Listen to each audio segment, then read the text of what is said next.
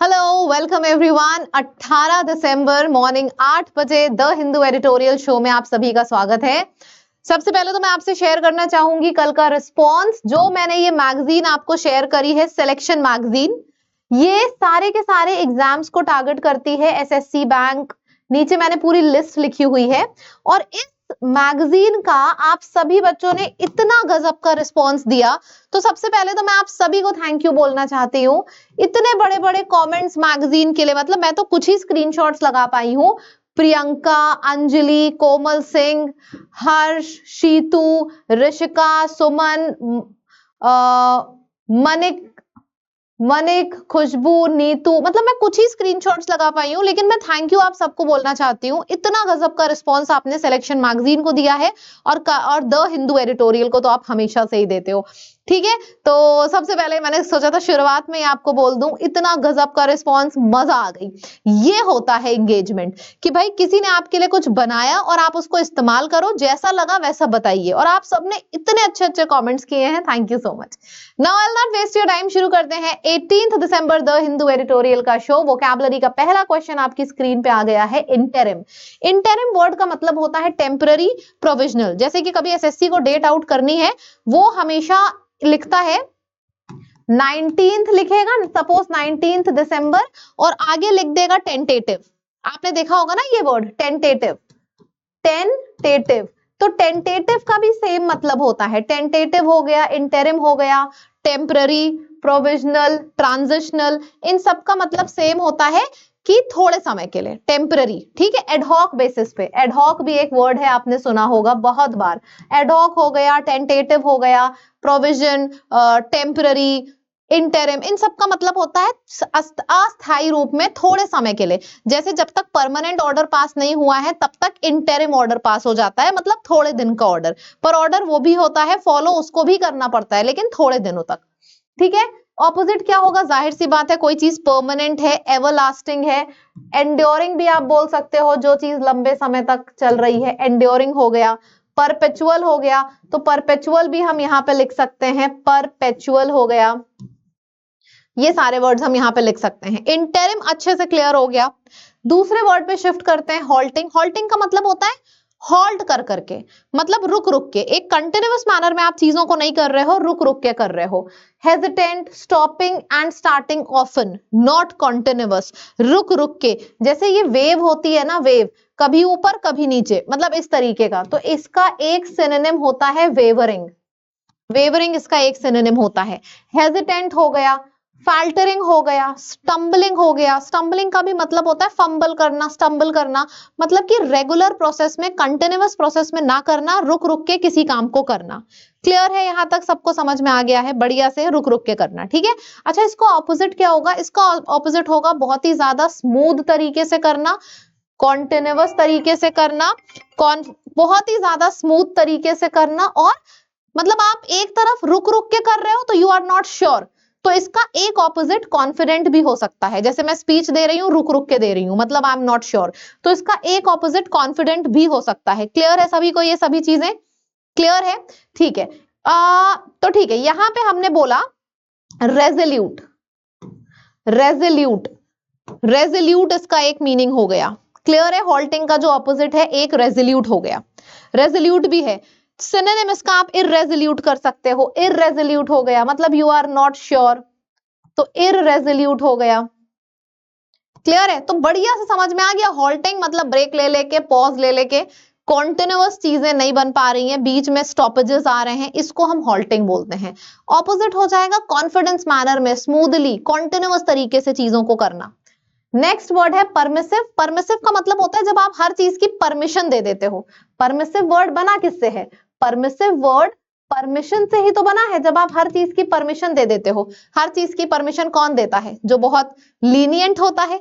तो इसका सिनोनिम क्या होगा कि यार ये बहुत लीनियंट है, मतलब हर किसी, जैसे कुछ टीचर्स होते हैं बात ही नहीं सुनते हैं, और कुछ टीचर्स होते हैं बहुत आराम से बात सुन लेते हैं, तो लीनियंट है, टॉलरेंट है। तो ये सारे सिनोनिम्स हो जाएंगे। ऑपोजिट हो जाएगा बहुत ही ज्यादा स्ट्रिक्ट। अच्छा, स्ट्रिक्ट वर्ड की मदद से, अगर आप इतने टाइम से मेरे से पढ़ रहे हो, एक और वर्ड है जो एसटी से शुरू होता है, स्ट्रिक्ट के जैसा लगता है, वो हो जाएगा स्टर्न। स्ट्रिक्ट हो गया, स्टर्न हो गया, रिस्ट्रिक्शंस लगाने वाला, प्रोहिबिट करने वाला, तो रिस्ट्रिक्टिव हो गया, प्रोहिबिटिव हो गया, ये सब ऑपोजिट हो गए। सिनोनिम हो गया बहुत ही ज्यादा लीनियंट है, बहुत ही ज्यादा टॉलरेंट है, ऑपोजिट हो गया स्ट्रिक्ट है, स्टर्न है। आप यहाँ पे हार्श भी लिख सकते हो, हार्श है। अथॉरिटी, तो अथॉरिटी से बना अथॉरिटेटिव है,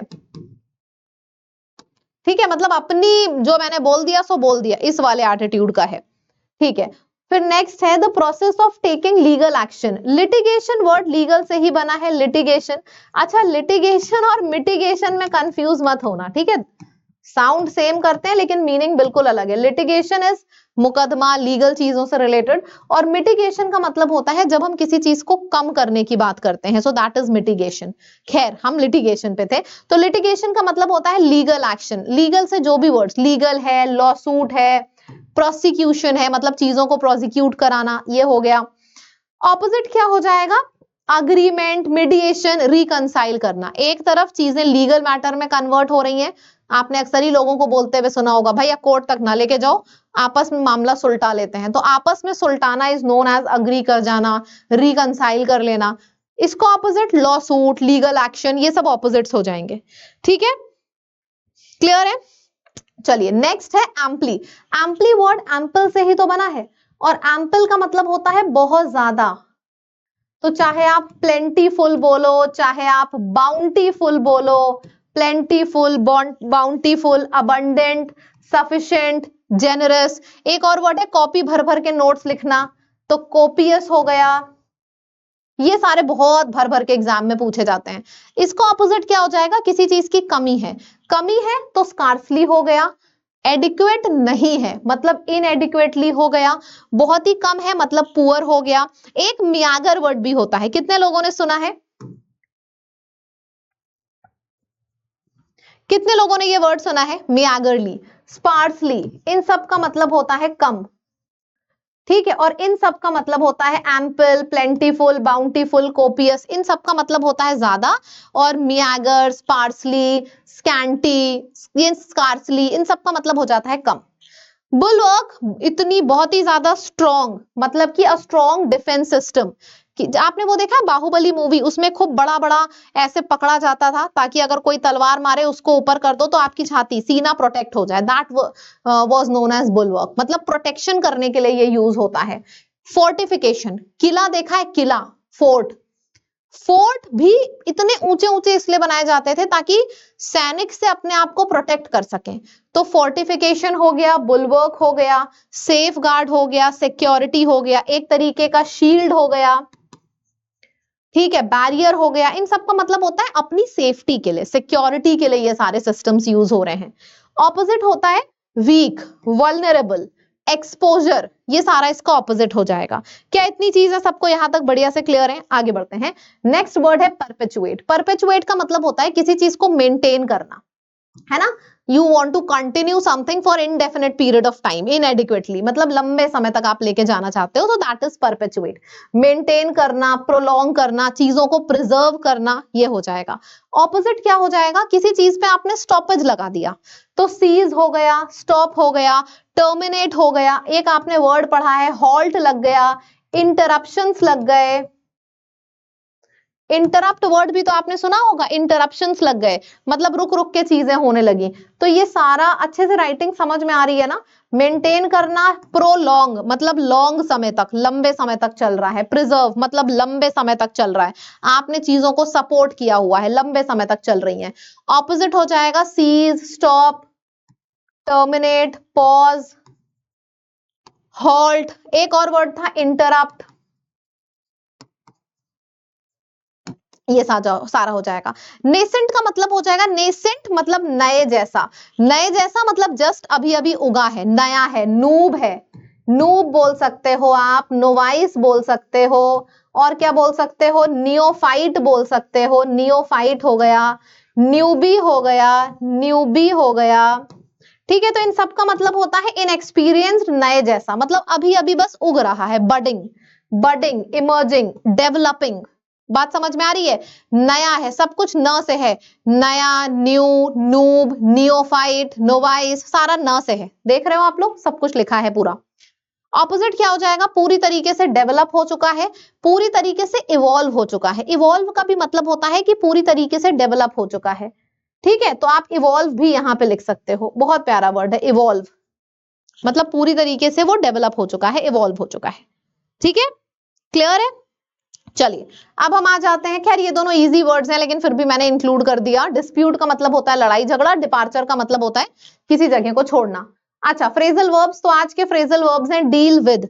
डील विद का मतलब होता है यू वांट टू हैंडल और मैनेज अ सिचुएशन और अ प्रॉब्लम, मतलब जब आप सिचुएशन या प्रॉब्लम के संग डील करते हो। डील इन का मतलब होता है when we talk of dealing in a business.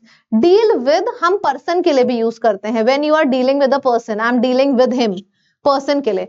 Deal in use होता है बिजनेस के लिए, ट्रेड के लिए। और डील आउट का मतलब होता है distributing something, specially in portions और शेयर्स। आई एम डील, जैसे हमने एक और भी बोला था डिस्ट्रीब्यूट के लिए, गिव अवे। गिव अवे भी किया था ना। जब तक आप पुराने ईडियम्स रिवाइज नहीं करते रहोगे, पुराने फ्रेजल वर्ब ईडियम्स, तब तक आगे के आपको याद नहीं होंगे। इसीलिए मैं थोड़ा थोड़ा करके ही दे रही हूं ताकि याद रहे, ठीक? चलो, अबव द लॉ का मतलब होता है exempt from the rules that others must obey. No one is above the law. Above the law मतलब रूल रेगुलेशन सबसे ऊपर। रूल रेगुलेशन से ऊपर तो हमारे पीएम और प्रेसिडेंट्स नहीं है, तो और कौन हो सकता है? You have to follow the rules. Nobody can be above the rule. Lay down the law का मतलब होता है enforcing rules and regulation. I am laying down the law, I am laying down the rules and regulations. Take the law into one's hand, कानून अपने हाथों में लेना, यानी कि try to get justice on your own way.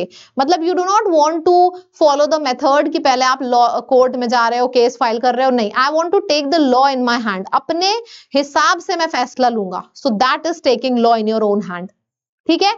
Okay, we are done with this. Confidence booster में speed में answer करेंगे। Which of the following is the synonym of the word provisional? Provisional synonym आपसे पूछा है, comment section के speed को maintain रखते हुए आपको आंसर करना है। टेम्पररी, फिर आ जाएगा lenient, she is very lenient. Lenient है मतलब सबकी बात मान लेती है, कंपैशनेट है। सीज करने का मतलब होता है सीज कर देना, स्टॉपेज लगा देना। ऑपोजिट हो जाएगा continue, nascent, nascent, noob, neophyte, newbie, novice, मतलब सब नए जैसा, बडिंग है। ऑपोजिट हो जाएगा डेवलप, डिवॉल्व। चलिए, RC based on the Hindu है permissive no more on places of worship and the supreme courts interim order. मतलब कि today's article is based upon जो वर्शिप प्लेसेस होते थे उनके स्टेटस के ऊपर बहुत लड़ाइयां होती थी। अभी सुप्रीम कोर्ट ने एक ऑर्डर पास किया है और इंटरिम ऑर्डर है, उसने क्लियरली बोल दिया है कि अब जो भी रिलीजियस प्लेस का स्टेटस इंडिपेंडेंस के टाइम पे था, अब वो हमेशा ही रहेगा। उस चीज के लिए कोई लॉ और कोई भी केस फाइल ही मत करो, एक्सेप्ट ही मत करो। सिंपल सा रूल है कि जो भी रिलीजियस प्लेस का जो भी स्टेटस 15 अगस्त को था आजादी के टाइम पे, वही रहेगा। कोई केस, कोई लॉ, कुछ इसके ऊपर है ही नहीं, ये बोल दिया, ठीक है? प्रॉपर पढ़िए, मैं इसको बीच में कर दे रही हूं ताकि आप अच्छे से पढ़ पाओ, ठीक है? देखो यहाँ पे क्या किया करो, स्क्रीनशॉट ले लो, ताकि जब मैं तो अभी तुरंत पढ़ूंगी, आप आराम आराम से पढ़ो, धीरे धीरे से। खैर आपको स्क्रीनशॉट लेने की जरूरत नहीं है, अब तो आपके पास मैगजीन हो गई है। मैं पढ़ना शुरू करती हूँ इसको, ठीक है? तो यहाँ पे है सुप्रीम कोर्ट का जो टेम्पररी ऑर्डर है, इंटरिम ऑर्डर मतलब टेम्पररी ऑर्डर है, वो ये है कि सारी चीजों पे पॉज लग दिया जाए। रजिस्ट्रेशन ऑफ फ्रेश सूट्स, यानी कि फ्रेश कोई भी केस नहीं लिया जाएगा, सब पे पॉज लग जाए। पूरी कंट्री के अक्रॉस रिगार्डिंग डिस्प्यूट्स, तो जितने भी लड़ाई झगड़े हैं वर्शिप प्लेसेस को लेके, इस पे सब पे एकदम फुल स्टॉप लग जाए, कोई भी ऐसे केसेस अब ना लिए जाएं, ठीक है? ये एक बहुत ही वेलकम नोट है, permissive approach of the judiciary. अब यहां से पढ़ना अलग लाइन शुरू है, यहाँ पे देखो फुल स्टॉप नहीं है, लेकिन लाइन इतनी बड़ी कर देते हैं द हिंदू वाले की डिफिकल्ट लगने लगे, पर डिफिकल्ट है नहीं, ध्यान से देखना। परमिसिव अप्रोच मतलब पहले जजेस क्या करते थे, जुडिशरी यानी कि जजेस क्या करते थे, परमिशन दे देते थे रिसेंट टाइम्स में। मतलब अभी हाल में इतने लड़ाई झगड़ा क्यों हो रहे हैं प्लेसेस, रिलीजियस प्लेसेस को लेके, क्योंकि जो जुडिशरी है, जो जजेस का सिस्टम है, वो परमिशन दे देता था कि तुम्हें जितने भी लॉ सूट्स फाइल करने हैं कर लो। तो सुप्रीम कोर्ट आया, सुप्रीम कोर्ट ने इंटरिम ऑर्डर पास कर दिया कि भाई सुन लो जजेस, कोई भी ऐसे केस नहीं एक्सेप्ट करेगा जो रिलीजियस प्लेसेस से रिलेटेड है। 100 की सीधी एक बात, ठीक? ये हो गया। एक डिवीजन बेंच है जो कि हेड कर रहे थे chief justice of India Sanjiv Khanna, has done very well to stop the flow. और ये सारा किसने किया है, नाम दिया गया है, इन्होंने बहुत अच्छा काम किया कि इस चीज के फ्लो को, इस लिटिगेशन के फ्लो को रोक दिया अपने इंटरिम ऑर्डर से। ठीक है, अब इसमें सब कुछ रुक गया है, चाहे वो सर्वे हो, मतलब रिलीजियस प्लेस का लोग सर्वे करने लगते थे जाके, सर्वे तक रोक दिया गया, रोक लगा दी गई है, सर्वे का भी ऑर्डर तुम नहीं दे सकते हो, किसी भी साइट के स्ट्रक्चर का सर्वे का ऑर्डर नहीं दे सकते हो। While it deals with the challenge to the validity of the places of worship, Special Provision Act 1991, Special Provision Worship Act 1991 का है, जो क्लियरली कहता है कि 15 अगस्त को जब हमारा इंडिपेंडेंस हुआ था, जिस रिलीजियस प्लेस का जो स्टेटस था, चाहे वो मंदिर हो, मस्जिद हो, चर्च हो, जो प्लेस का स्टेटस था वही रहेगा हमेशा। ये क्लियरली 1991 का स्पेशल प्रोविजन एक्ट कहता है, तो इसके अंतर्गत हम इसी को फॉलो करेंगे। आप किसी भी प्लेस का निरीक्षण, सर्वे, केस कुछ नहीं ले सकते हो, यही पूरा ऑर्डर में दिया है। तो ऑर्डर के पीछे बैकिंग होनी चाहिए ना, तो ये बैकिंग थी। ऑर्डर क्लियरली सिग्निफाई करता है एक बहुत ही डीप अंडरस्टैंडिंग कि ये सारे जो इंटरिम ऑर्डर्स हैं, ये इसलिए, सिर्फ इसलिए नहीं है कि सिविल डिस्प्यूट्स रोकी जाए। आप लोग को लग रहा है लड़ाई झगड़ा रोका जाए इसलिए सुप्रीम कोर्ट ने ऐसा ऑर्डर दे दिया है, सिर्फ इसलिए नहीं है। इसका एक बहुत ही डेप्थ में रीजन है कि कंट्री का जो फ्यूचर है, फ्यूचर अपने इंडिया का है, सेक्युलर है इंडिया, यहाँ पे हिंदू मुस्लिम सिख ईसाई सब रहते हैं, और इस सेक्युलरिज्म पे बार बार आंच आ रही थी कि बार बार हर प्लेस का रिलीजियस ऑर्डर निकाला जा रहा था, जांच हो रही थी, पड़ताल हो रही थी। तो इन सब चीजों को ओवरऑल रोकने के लिए सुप्रीम कोर्ट ने ये किया है। इट इज एम्पली क्लियर, मतलब बहुत ही क्लियरली क्लियर हो चुका है बड़े बड़े शब्दों में। राइट थिंकिंग सिटीजन्स, वो सिटीजन्स जो सही समझते हैं लॉ को, which freezes the religious character, clearly mentioned है इस लॉ में, क्लियरली मेंशन्ड है, जो इंसान पढ़ा लिखा है समझता है कि ये रिलीजियस कैरेक्टर मतलब किसी जगह का जो कैरेक्टर है, जैसे हिंदुओं का कोई टेम्पल है, 15 अगस्त में ये जगह टेम्पल थी तो टेम्पल ही रहेगी। फ्रीज कर दिया गया है रिलीजियस कैरेक्टर सारी प्लेसेस का, जो भी वर्शिप की प्लेसेस हैं पूरी कंट्री में, as they were on the day of independence. Independence day में उनका जो स्टेटस था, चाहे वो टेम्पल हो, मस्जिद हो, जो भी स्टेटस था, वो अभी तक फ्रीज कर दिया गया है। Would want this litigation to remain on the statute book as a bulwark. Bulwark का मतलब है ये जो एक्ट है, this is acting as a support system, मतलब जो रिलीजियस प्लेसेस हैं, ये एक्ट उनके लिए एक सपोर्ट सिस्टम की तरह एक्ट कर रहा है। बुलवर्क मतलब सपोर्ट सिस्टम की तरह एक्ट कर रहा है, जो कि रिलीजियस डिवाइड करना चाहते थे लोगों को, डिस्प्यूट, लड़ाई झगड़ा फैलाना चाहते थे। अब सुप्रीम कोर्ट ने बोला है कि ये जो लॉ है उसने उन लोगों की उम्मीदों पे पानी फेर दिया। This is acting as a bulwark. It is unfortunate, बहुत बदकिस्मती की बात है, बहुत ही ज्यादा तरस खाने वाली बात है। Court of law has failed to block these suits at a nascent stage. Supreme court ये भी बोल रहा है कि भाई मुझे बीच में आना पड़ा, कोर्ट्स के लिए बहुत बेइज्जती की बात है कि वो लोग शुरुआती नेसेंट यानी कि बडिंग स्टेज पे इस तरीके की चीजों पे रोक नहीं लगा पाए। So that's the entire passage. 2 line में समरी बोलूं, लिख के बताइए। चलिए 2 लाइन में समरी लिख के बताइए।